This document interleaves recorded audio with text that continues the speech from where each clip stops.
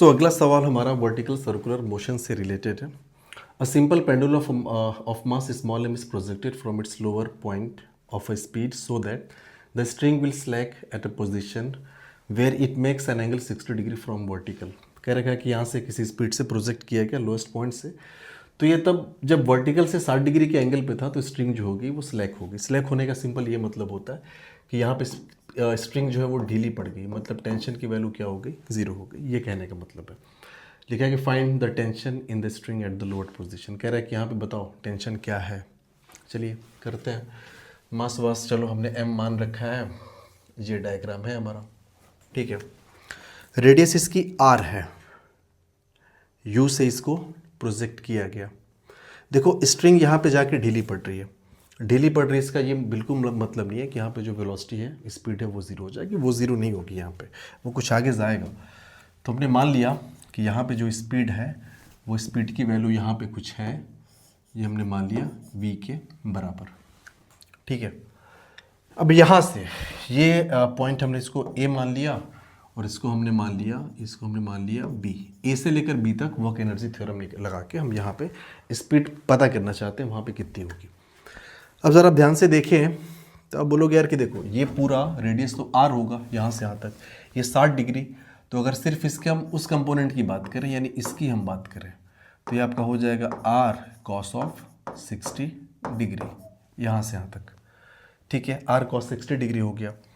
अब a से b तक हम वर्क एनर्जी थ्योरम यूज़ करने जा रहे हैं. तो हमने लिखा using work energy theorem from a to b, a से b तक, ठीक है ना. ए पे जो इनिशियल काइनेटिक एनर्जी है वो कितनी है, तो इनिशियल काइनेटिक एनर्जी है हाफ एम यू स्क्वायर, ठीक है ना. टेंशन और ये जो टेंशन का जो वर्क डन होगा वो ज़ीरो होगा. एम जी, हाँ वो डाउनवर्ड डायरेक्शन में यहाँ पे लग रहा है. सो एम जी यहाँ पे डाउनवर्ड डायरेक्शन में लग रहा है.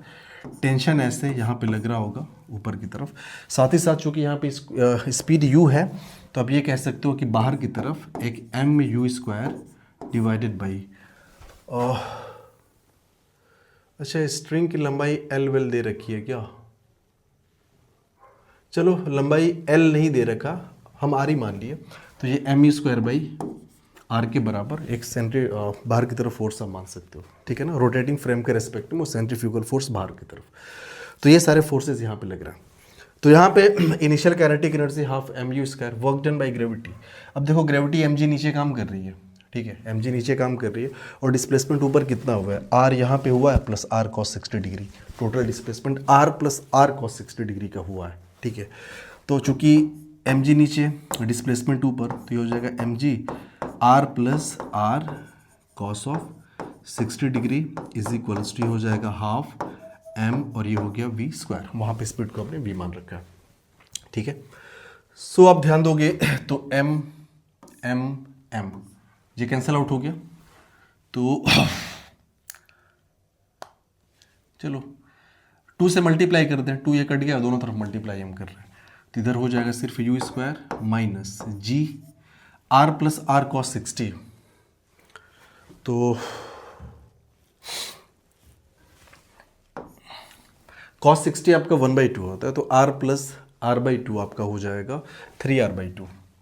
तो ये हो गया, 2 से मल्टीप्लाई भी तो कर रहे हैं, तो 2g और ये अंदर हो जाएगा 3r/2 इज इक्वल्स टू ये हो गया वी स्क्वायर. 2 कट गया, so U square minus 3gr is equals to V square, which implies आप यहाँ पे कह सकते हो कि वी स्क्वायर वी जो होगा this will be equals to under root of U square minus 3gr के बराबर होगा. तो हम ये पता कर लें कि वहाँ पे जब वर्टिकल के साथ स्ट्रिंग 60 डिग्री के एंगल पे होगी, यहाँ पे इस पर्टिकुलर पॉइंट पे इसके पास स्पीड कितनी होगी हमने ये पता कर लिया, ठीक है. साथ ही साथ यहाँ पे फोर्स क्या क्या लग रहे होंगे, लगे हाथ, हम वो भी देख लें. तो भैया एम जी वो तो नीचे की तरफ परमानेंट वो लगेगा ही लगेगा. ये 60 डिग्री है, तो ये भी आपका जो एंगल होगा वो 60 डिग्री हो जाएगा. This one 60 degree. इधर एक कंपोनेंट होगा ये इधर स्ट्रिंग के अलॉन्ग, और ये कंपोनेंट हो जाएगा एम जी, ये एंगल 60 है ना, तो M G cos of 60 degree. ठीक है।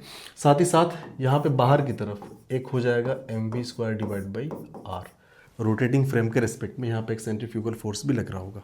ठीक है, तो यहाँ पे इस डायरेक्शन का टेंशन तो जीरो है ना, तो इस बॉब पे ये जो m मास का है इधर कौन सा फोर्स लग रहा है, तो सिर्फ mg cos ऑफ 60 लग रहा है। तो आप ये कह सकते हो कि mg cos of 60 degree is equals to, इधर का फोर्स क्या है, तो इधर का फोर्स आपका है mv² डिवाइड बाई ये r, m से m कट गया, सो v² डिवाइड बाई r,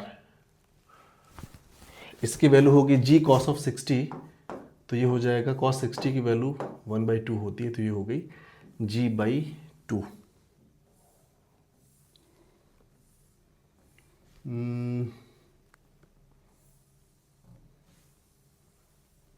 कोई दिक्कत नहीं, तो ये आपका हो जाएगा v² is equals to g और ये r डिवाइड बाई 2, ये हो गया v² यहाँ से। अच्छा, यहाँ से भी v² की वैल्यू कुछ निकली थी हमारी, हाँ देख लेते हैं। v² यहाँ से निकला था हमारा u² माइनस 3gr, और उधर से v² निकला है gr/2, दोनों को हम बराबर कर सकते हैं ना।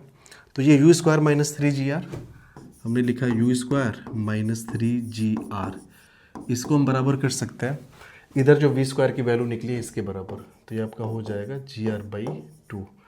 तो ये u² इज इक्वल्स टू हो गया gr/2 प्लस 3gr, सो gr/2 प्लस 3gr।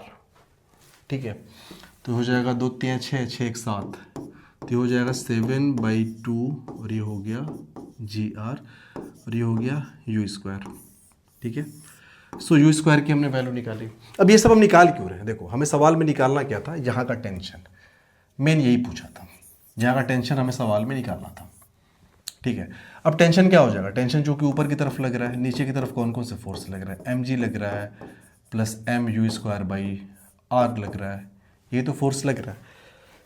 m दिया है, g हमें पता है भाई, g तो g है, साथ ही साथ r हमने मान रखा है, जो इसका वो है क्या बोलते हैं कि स्ट्रिंग की जो लंबाई है जो कि रेडियस का यहाँ पे काम कर रही है। u अननोन था, u की वैल्यू हमें रिप्लेस करनी पड़ेगी। ठीक है, अच्छा यहाँ से u² बाई r कितना हो जाएगा, फिर छोड़ो u² की वैल्यू आप रख दो, तो t इज इक्वल्स टू हो गया mg प्लस m, u² की वैल्यू हम रखेंगे 7/2, ये हो गया gr, और नीचे पहले से r था तो r से r कैंसल आउट हो गया, so t is equals to mg plus 7mg/2, तो ये आपका हो जाएगा 9mg/2, ये टेंशन की वैल्यू हो गई। सो टेंशन जो हमने निकाला है वो 9/2 mg निकला है लोअर मोस्ट पॉइंट पे। ठीक है, और ऑब्वियस सी बात है जो हमारा आंसर आ रहा है वो जो नोन चीज़ें थी उसके टर्म्स में ही आ रहे हैं, हमें m सिर्फ पता था। ठीक है ना, तो जो चीज़ें हमने खुद से मानी है, जैसे हमने स्ट्रिंग की लंबाई r मान लिया, r के आप l भी मानते तो वो थोड़ी लास्ट में आ रहा है, वो तो कट पिट गया। ठीक है ना, सो ये इस सवाल का सलूशन है। आई होप आपको समझ में आया होगा। Thank you.